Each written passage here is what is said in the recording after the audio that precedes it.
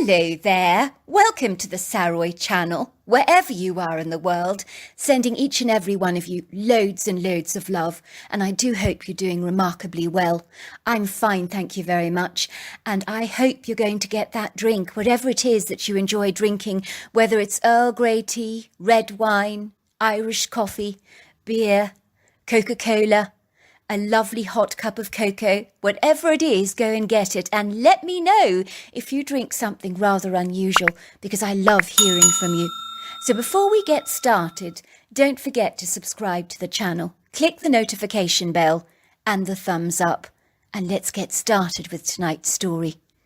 Dear Sarah and all your lovely listeners, my name is Michelle Nightingale, and I've worked with the dying in the Pacific Northwest here in America for over the last 20 years, and they have taught me so much about the value of life and how brief our time actually is on this earth.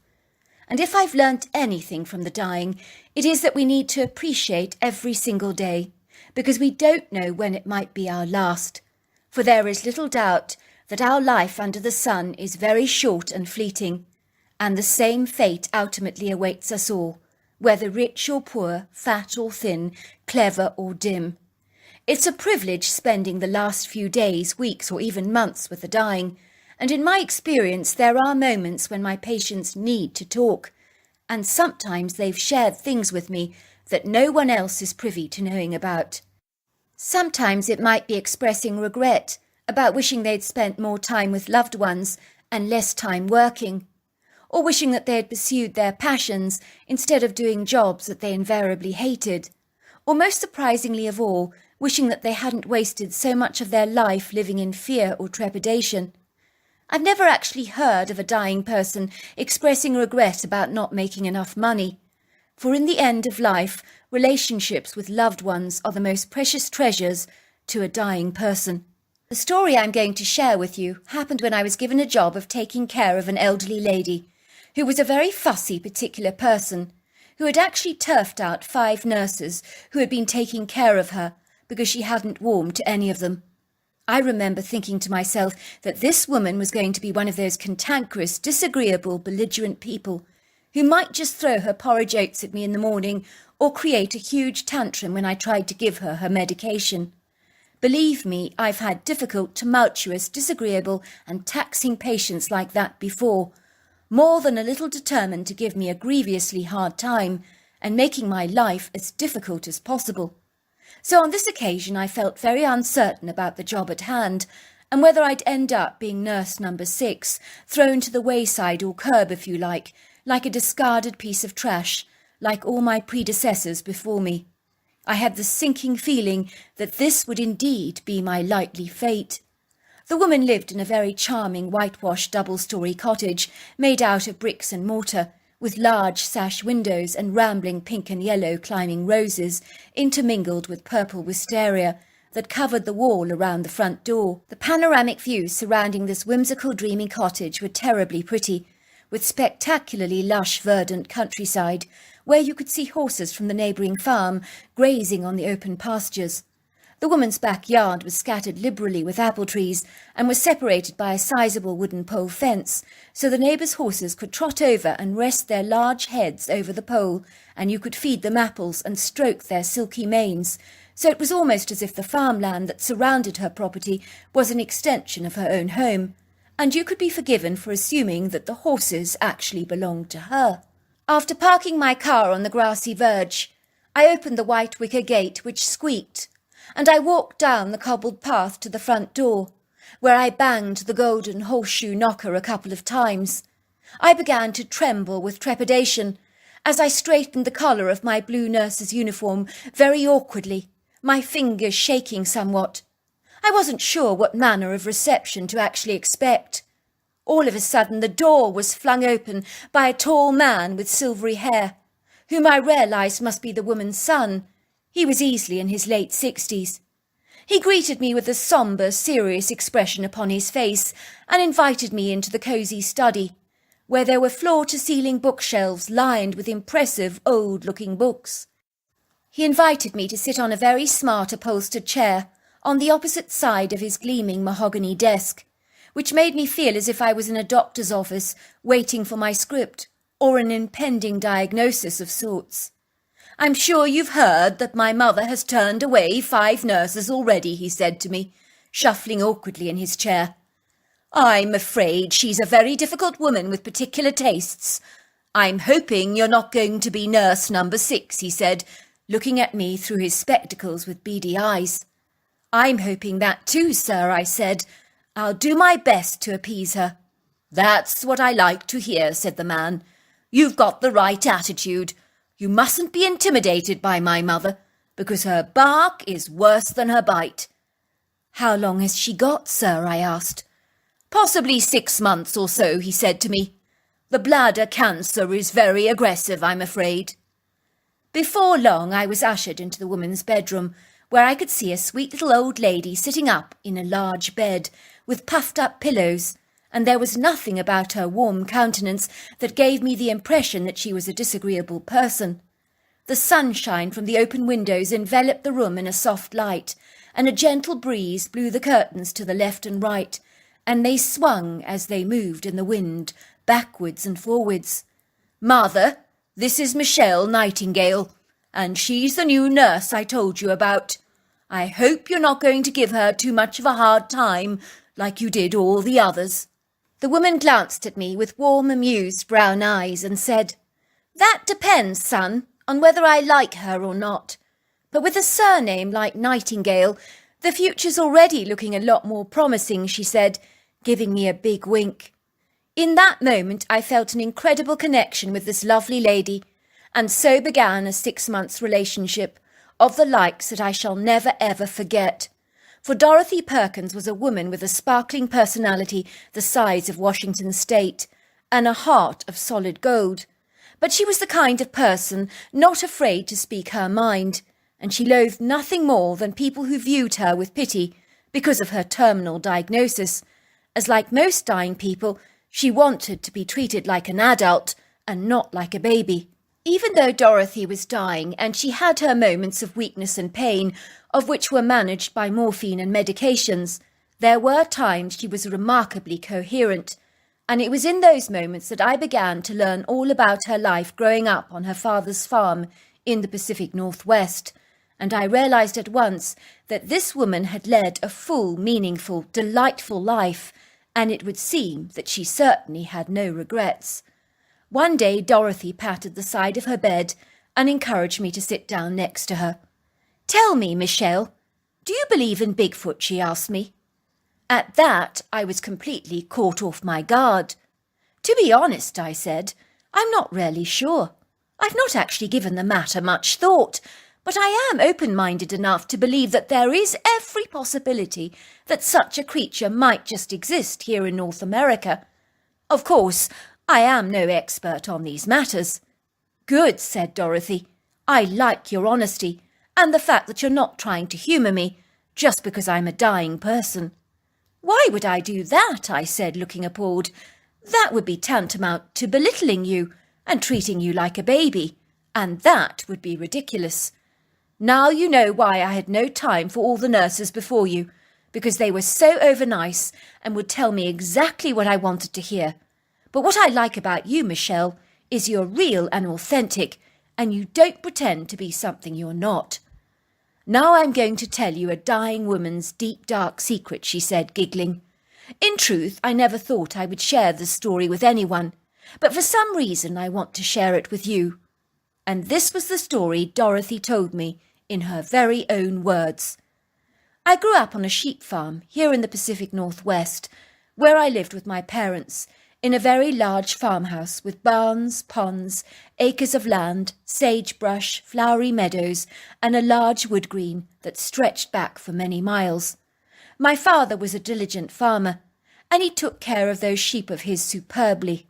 I loved helping him on the farm, and there were times when he put me in charge of young orphaned lambs to raise on bottled milk, and those were fun-filled times indeed, because there is nothing cuter than feeding a baby lamb bottled milk.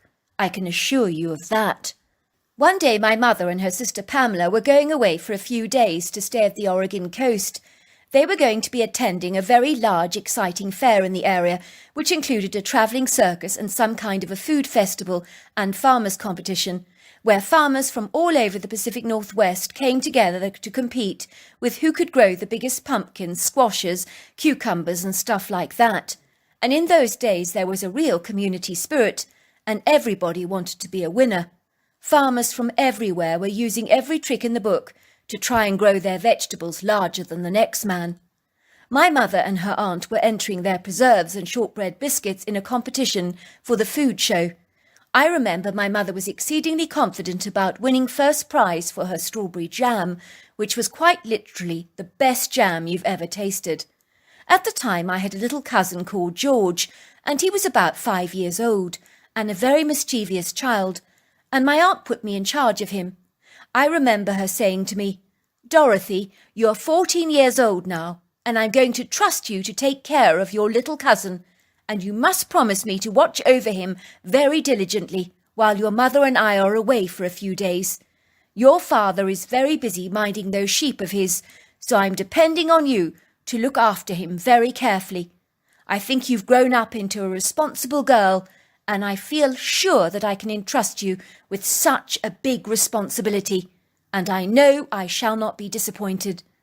I remember feeling ever so proud and important that I'd been entrusted to take charge over little George, and my aunt gave me a list of times he was to go to bed, what I was to feed him, what time I was to bath him, and so forth. In truth, I thought it was going to be a doddle looking after my cousin, but he turned out to be quite a rambunctious, disobedient ball of energy, and a huge handful to manage. Even after a few hours of watching over him, I was utterly exhausted.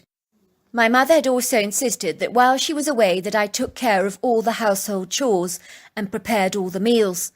I had never been endowed with so much responsibility before, and I was ever so slightly overwhelmed.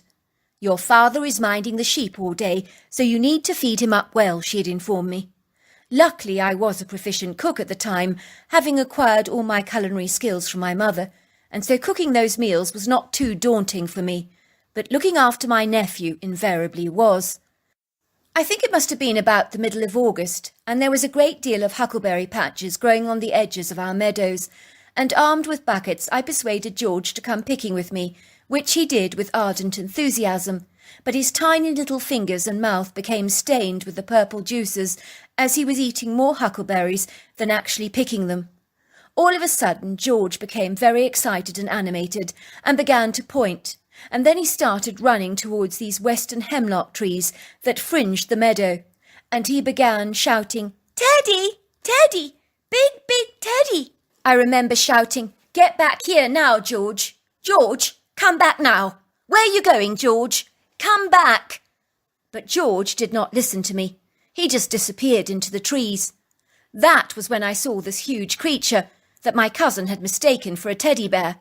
But this creature was not a bear, as it had a human face and human-like hands, and was covered in long, flowing, dark brown hair. I was so shocked by what I was perceiving that I literally dropped the large bucket of huckleberries on the ground, carpeting the grass in a sea of berries. The next thing I knew was that my cousin George was riding on the shoulders of this large, anomalous critter, and his face was so jubilant and joyful. He looked like he was chuckling, and I think he thought the bear was going to give him a lovely long ride. In seconds, my little cousin and the creature had vanished into the woods and were gone from my sight. "You mean this creature abducted your cousin?" I asked. "That's exactly what happened," said Dorothy. "Oh, my goodness, what on earth did you do? If it was me, I would have a panic attack on the spot. I mean, how do you react to a situation like that? And you were so young at the time. Who did you call for help?" I never told a single soul about what had happened. I was too scared. I thought I'd get into a whole heap of trouble, especially from my father, if he found out what had happened, and so I acted as if everything was normal. I pretended that George was in bed, and I would stuff a little pillow under the eiderdown so it looked as if my cousin was sleeping, and my father would switch the light off in the bedroom every single night, none the wiser that his nephew was not actually in the bed. I would hear him close the door behind him and say, "Good night, little George, sleep tight." I do not remember a time in my life when I was more overwrought, fearful and apprehensive. And every single day I would get up at the crack of dawn when it was still dark to go searching for my little cousin in the wood green, but I couldn't find him anywhere. I would pray to God, I would beg him to please send my cousin home, or my parents would never forgive me, and my aunt would almost certainly kill me. And if she killed me, I would be joining him very soon, I told him. On the fourth day, when my mother and aunt were about to return, I was seriously beginning to freak out, and I was running around the place like a headless chicken in desperate pursuit of my little cousin. I had no idea what I was going to tell the adults if I couldn't find him. I was thinking up all kinds of over-elaborate melodramatic excuses to tell them. I thought of everything. I was even considering telling them that I'd seen a mountain lion in the woods and that I believed it had surreptitiously pounced on George and grabbed him in its large jaws. You see, I knew if I told them about the incredulous critter that I'd encountered, they would think I was making up fictitious, sensationalistic, embellished stories, and I wanted to be credible and efficacious as far as being a witness is concerned. That day I was running around frantically in the woods when I suddenly heard George's happy chuckles. I could hardly believe it. For a moment I thought my imagination had to be playing tricks on me, but once again I heard George's chuckle and his little voice saying, "I'm painting you chocolate! I'm painting you chocolate!" And then he began to chuckle.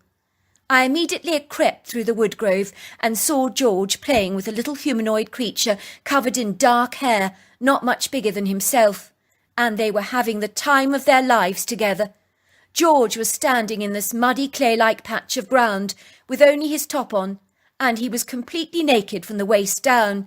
He looked like he was coated in chocolate from top to bottom. He was using his hands to cover this hairy creature with mud. In turn, the little creature was doing exactly the same to George with his little hands, and they were both completely caked in mud. There was a large creature babysitting the two of them, and she was clearly female, as she had large pillowy breasts and was covered in long, dark, flowing brown hair. I know now that she was a Bigfoot, but then I didn't know what she was. But her face was so human it was uncanny. I could tell by her delighted expression that she was almost enjoying the mud game as much as the children were, as she kept whooping in delight as she watched them playing, and she was so engaged in their game. It was extraordinary. I don't remember feeling fear, as my primary focus was actually getting George back, as I hadn't seen him in 4 long days. I was literally over the moon to see he was alive and well. I boldly bolted towards my cousin, picking him up in my arms and putting him on my hips. I was standing yards away from the large Bigfoot, and in that moment our eyes met. I do recall her deep-set treacle-coloured eyes were warm and congenial, but she looked surprised to see me. I remember saying to her, "I'm sorry, but my cousin needs to go home right now." The critter, who was sitting down, stood up. She must have been about 8 foot tall. She was huge and a very large barrel chest, I have to tell you. But I refused to be intimidated by her. I don't think she was standing up to threaten me in any way. It might have just been a gesture of courtesy on her part.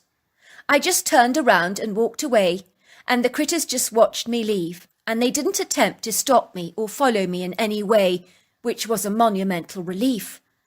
"I'm amazed you weren't scared of the creatures," I said.